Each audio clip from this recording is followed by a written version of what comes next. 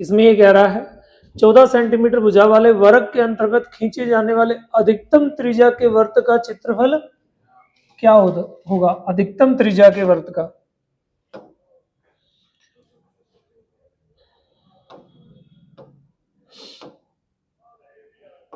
आ जाओ भाई।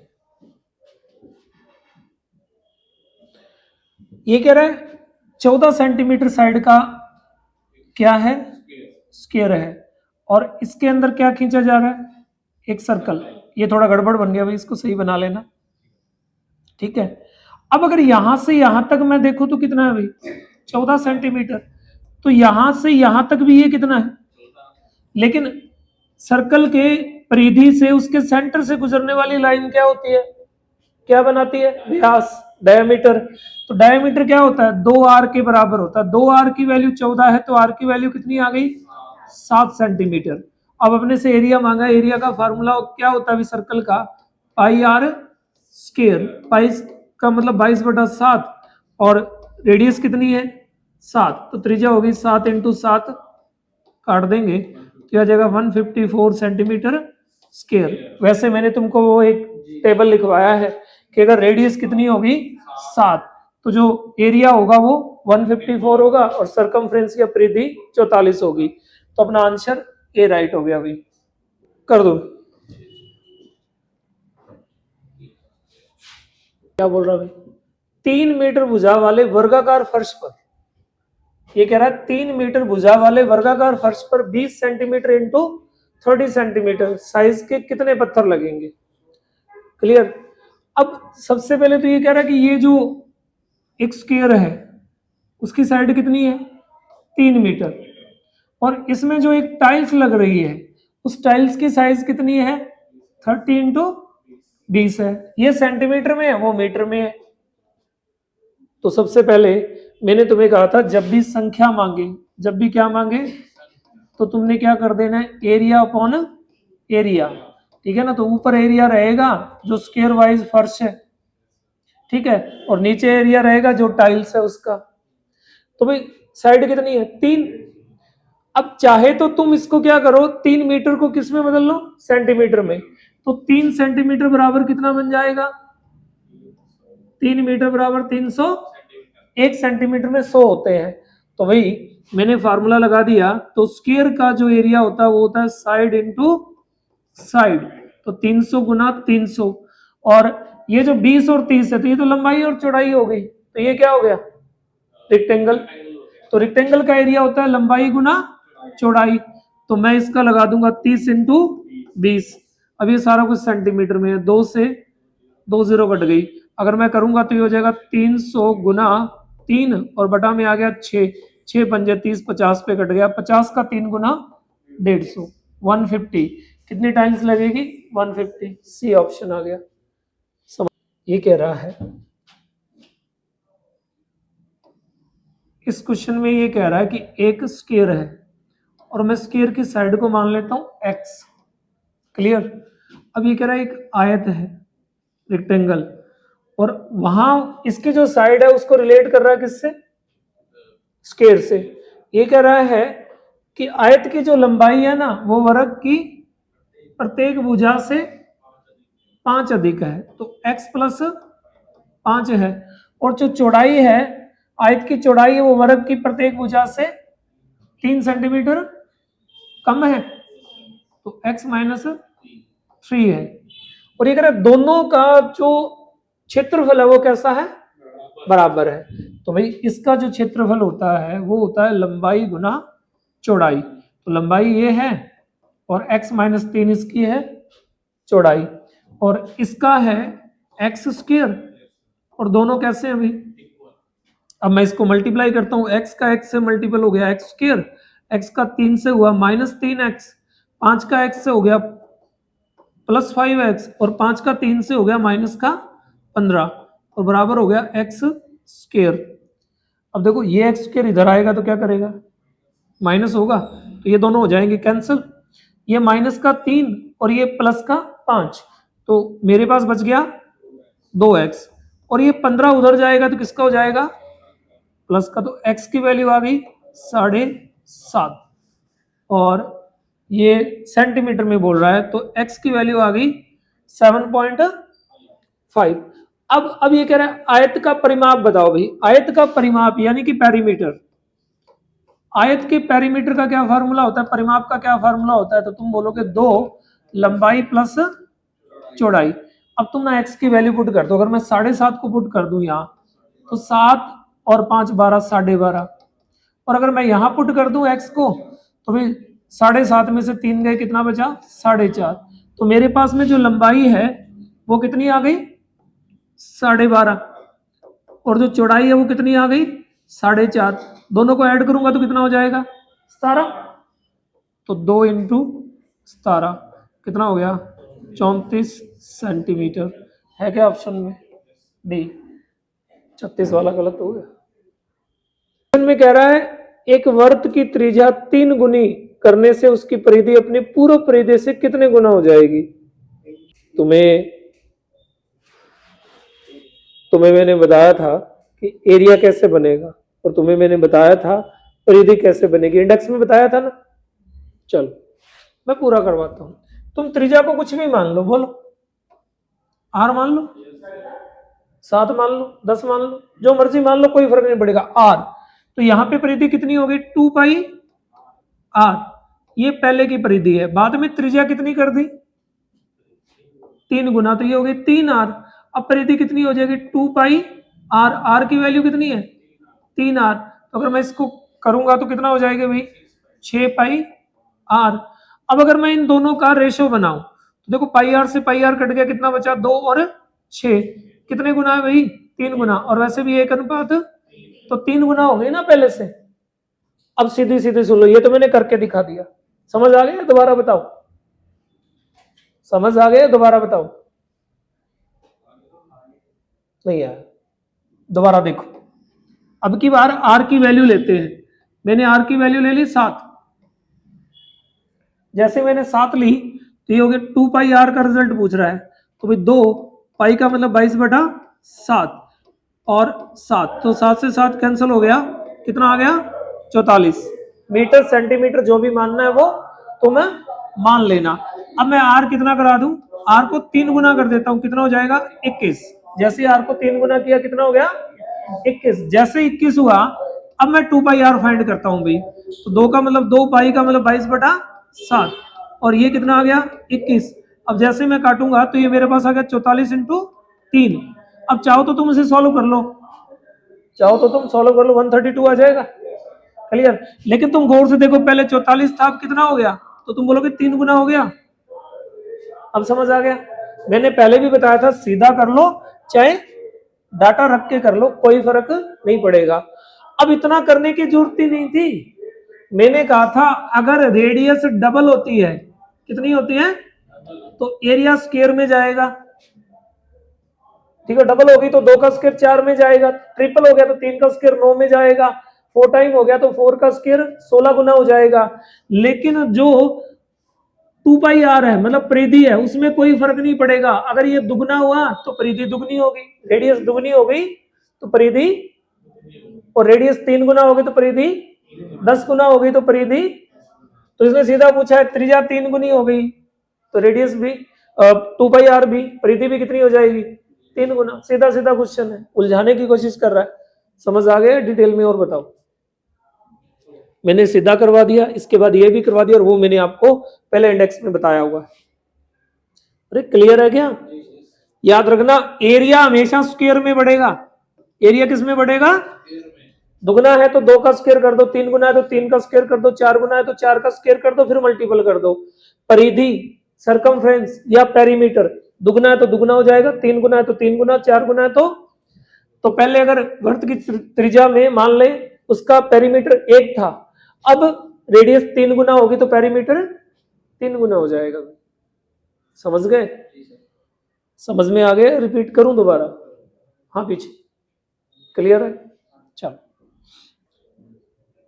यदि किसी वर्त की त्रिज्या में 50% वृद्धि कर दी जाए तो इसका क्षेत्रफल में कितने परसेंट होगी। यानी कि अगर रेडियस को 50% इंक्रीज कर दिया जाए तो इसका एरिया कितना इंक्रीज हो जाएगा। मैंने तुम्हें बताया था कि जब क्वेश्चन में परसेंटेज कितना हो, एक ही हो, और जैसा वो परसेंटेज है, जैसा वो सेम टू सेम मांगा जाए, ज्यादा है तो ज्यादा मांगे, कम है तो क्वेश्चन में एक ही परसेंटेज दिया हो, जैसा परसेंटेज है वैसा ही आंसर मांगा जाए। परसेंटेज इंक्रीज का है तो आंसर में भी इंक्रीज मांगे, परसेंटेज डिक्रीज का है तो आंसर में भी। तो मैंने कहा था वहां कोई लेना देना नहीं कौन से चैप्टर का वो है, आप फार्मूला लगा देना 2n plus minus n square upon 100। और यहां अगर इंक्रीज दिया हुआ है तो प्लस का यूज करना है और डिक्रीज दिया हुआ है तो माइनस का।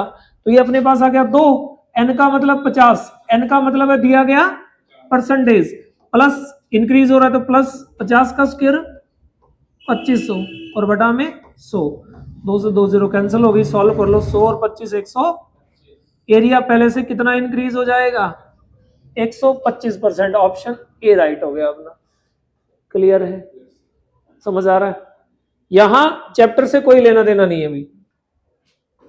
चलो अभी देख लो, जब भी ऐसा क्वेश्चन, मैं इसको ना पहले तो डिटेल में बताता हूँ, ये क्वेश्चन ऐसा पहला आया है तो मैं इसे डिटेल में बताता हूँ, जैसे तुम्हें समझ में आ जाएगा आगे मैं डिटेल में नहीं बताऊंगा, अप्लाई करूंगा सिर्फ जो बताया। तो सबसे पहले ना ये कह रहा है वर्गाकार रूप से, वर्गाकार का मतलब है स्क्वायर वाइज मुड़ी हुई तार है। तो मान लो ये साइड ए है तो ये साइड भी ए है और ये साइड भी ए है और ये साइड भी, मैं यहाँ पे पॉइंट से बना देता हूं ताकि बाद में हो। मान लो कोई बच्चा है वो खेल रहा है, उसने एक वायर लिया और उसको स्क्वायर में मोड़ दिया, बाद में उसने क्या किया, उस वायर को वापस खोल दिया। तो देखो ये वाली साइड ये आ गई, ये वाली साइड ये आ गई, ये आ गई और ये आ गई। अब गौर से देखो, अगर मैं सारी साइडों को जोड़ूं तो कितना बनेगा 4a। तुम बोलोगे 4 इंटू साइड तो पेरीमीटर होता है, तो याद रखना वायर हो, रस्सी हो, कुछ भी हो, अगर उससे कुछ भी बनाया जा रहा है तो जो बन रहा है स्क्वायर, रेक्टेंगल, ट्राइंगल या सर्कल, कुछ भी बन रहा है, उसकी जो लेंथ होगी ना, जो लंबाई होगी, वो उसके परिमाप के बराबर होगी। किसके बराबर होगी? और ये परिमाप कभी भी बदलेगा नहीं जब तक वो ना चाहेगा। अगर वो कुछ बोले नहीं ना, परिमाप कम ज्यादा किया जाए, तार को छोटा या बड़ा ना कर रहा हो, तो ये परिमाप बदलेगा नहीं। समझ में आ गया? तो भाई अगर मैं बात करूं तो ये जो वायर है ये कितना एरिया कवर कर रहा है, 121 सेंटीमीटर स्क्वायर। अब अपने को पता है कि अगर मैं एरिया का रूट कर दूं तो मेरे पास क्या आ जाएगी साइड, तो इसकी साइड कितनी है अभी 11। और अभी अभी आपने बोला कि जो पेरीमीटर है वो क्या होता है, लंबाई होता है, तो पेरीमीटर होता है 4 इंटू साइड, तो मेरे पास में कितना आ गया अभी 44 सेंटीमीटर। यानी कि अब जो परिमाप है, जो तार की लंबाई है वो 44 सेंटीमीटर है। अब बच्चे ने दोबारा क्या किया, इसको किसमें मोड़ दिया, सर्कल वाइज, वर्ताकार। अब इसने सर्कल बना दिया और सर्कल की होती है रेडियस, लेकिन रेडियस अपने को नहीं पता, लेकिन अपने को इतना पता है कि सर्कल का जो सरकमफ्रेंस है वो भी अब कितना है 44। तो जो सर्कल का परिमाप या परिधि या पेरीमीटर है, सरकमफ्रेंस है, वो कितना है, तो तुम कहोगे कि जो सर्कल का परिमाप होता है वो होता है 2 पाई r, और इसकी वैल्यू कितनी दी रही है 44। मैं ओपन कर लेता हूं, 2 गुणा 22/7, r नहीं है मेरे पास, और बराबर है 44। अब देखो ये मेरा कितना हो गया 44/7, उधर जाएगा तो क्या हो जाएगा, तो आप बोलोगे ये हो जाएगा 7/44, 44 से 44 कैंसिल हो गया, मेरे पास r कितनी आ गई 7 सेंटीमीटर। और जैसे ही मेरे पास r आई तो मेरे को पता है सर्कल का एरिया क्या होता है, सर्कल का एरिया होता है पाई r, पाई का मतलब होता है 22/7, और r मेरे पास है 7, तो 7 गुना 7, 7 से 7 कैंसिल हो गया, कितना आ गया 154 सेंटीमीटर स्क्वायर। अब जैसे ही आपने पिछला जो मैंने करवाया अगर वो किया हुआ है तो आप यही यहां के बाद आपकी पेन ही नहीं चलेगा, आपको पता होगा कि सरकमफ्रेंस 44 कब होता है, 244 कब होता है, जब रेडियस 7 होती है, और जब रेडियस 7 होती है तो एरिया कितना होता है। अब इस चीज में एक ही चीज याद रखना कि जो परिमाप होता है ना वो लंबाई के बराबर होता है, और परिमाप कभी नहीं बदलेगा। ये पहले किसका परिमाप था और बाद में ये किसका हो गया, तो स्क्वायर का परिमाप होता है 4 इंटू साइड और सर्कल का होता है, ठीक है, यहाँ पे आयत होता तो 2l प्लस b के बराबर चला जाता। क्लियर है? 154, ऑप्शन नंबर सी राइट आ गया। क्लियर है अभी?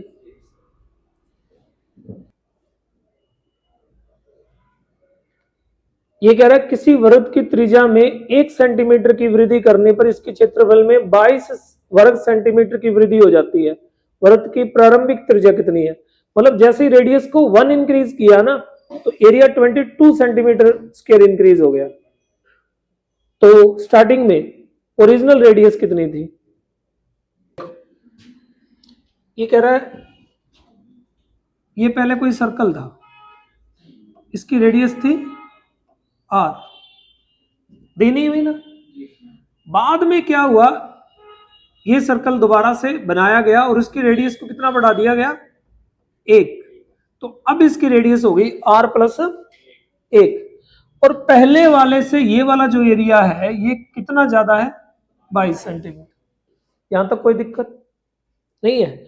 अब इसका एरिया मैं अगर करूंगा तो ये होगा पाई r प्लस 1 का स्क्वायर, और इसका एरिया निकालूंगा तो ये आएगा पाई r स्क्वायर, और दोनों का जो अंतर है वो कितना है? 22। अब मैं पाई कॉमन ले लूं, पाई को ओपन करके कॉमन ले लेता हूं। पाई का मतलब होता है 22/7, तो मैंने 22/7 को कॉमन ले लिया। ये मेरे पास क्या आ गया? r प्लस 1 का स्क्वायर माइनस r का स्क्वायर, और बराबर हो गया 22। ये 22/7 उधर जाएगा तो क्या करेगा? उल्टा हो जाएगा। ये वाला इधर आएगा तो उल्टा हो जाएगा। ये क्या हो गया? r प्लस 1 का स्क्वायर, यानी कि a प्लस b का होल स्क्वायर होता है ना, वो हो गया। तो मैं इसको ओपन कर लेता हूं। इसको ओपन करूंगा तो ये बनेगा r square plus 1 square plus 2ab। तो 2ab जब मैं करूंगा तो 2 इंटू आर इंटू 1 कितना हो जाएगा? 2r, ठीक है, माइनस r स्क्वायर, और बराबर ये मेरे पास है 22, और जब मैं इसको उल्टा करूंगा तो ये हो जाएगा 7/22। कट गया भाई, तो मेरे पास 7 रह गया। r से r कैंसिल हो गया तो मेरे पास बचा 1 प्लस 2r बराबर 7। ये उधर जाएगा तो 2r बराबर कितना बचा? 6।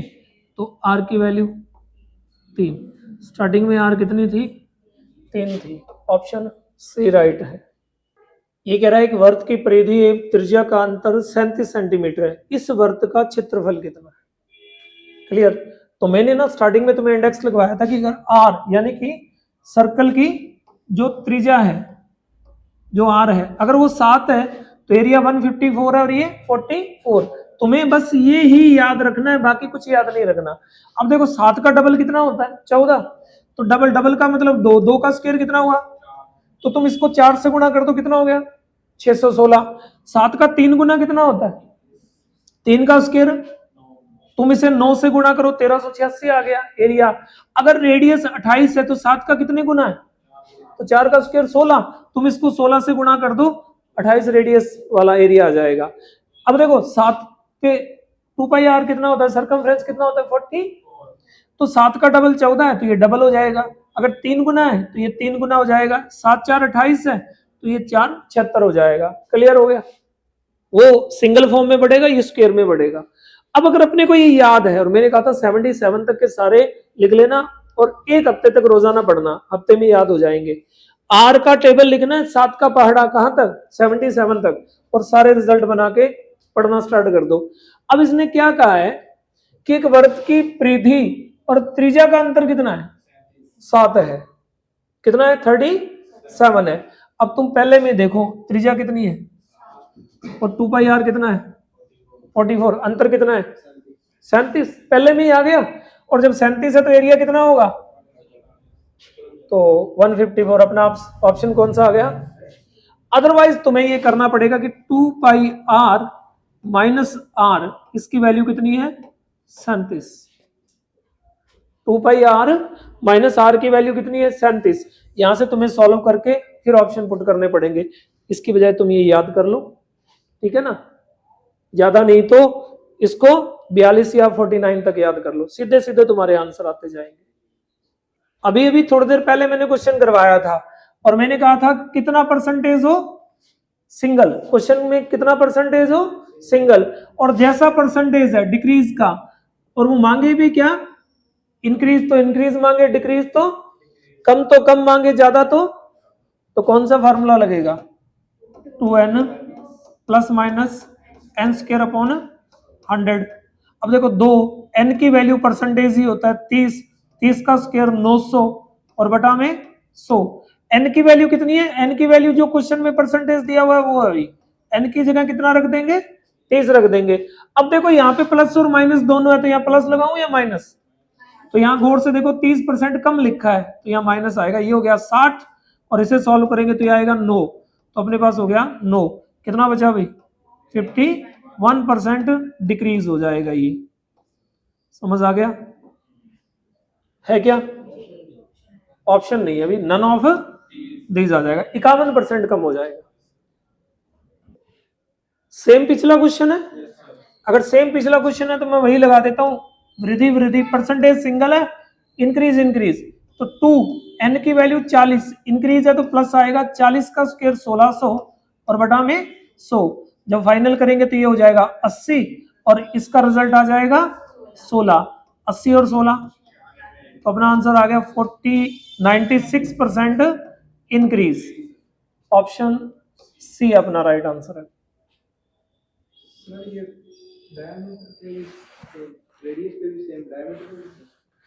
देखिए ये क्वेश्चन जब भी आएगा, मैंने तुम्हें कहा कि दिया गया परसेंटेज सिंगल होना चाहिए, दिया गया परसेंटेज सिंगल होना चाहिए, और जैसा परसेंटेज है वैसा आंसर मांगे, परसेंटेज कम का तो आंसर कम में मांगे, और परसेंटेज ज्यादा का तो आंसर ज्यादा का मांगे, तो कोई फर्क नहीं पड़ता, वो एरिया का क्वेश्चन है, वैल्यू परसेंटेज का क्वेश्चन है, प्रॉफिट एंड लॉस का क्वेश्चन है, या मिक्सर का क्वेश्चन है, जिस मर्जी चैप्टर का क्वेश्चन है।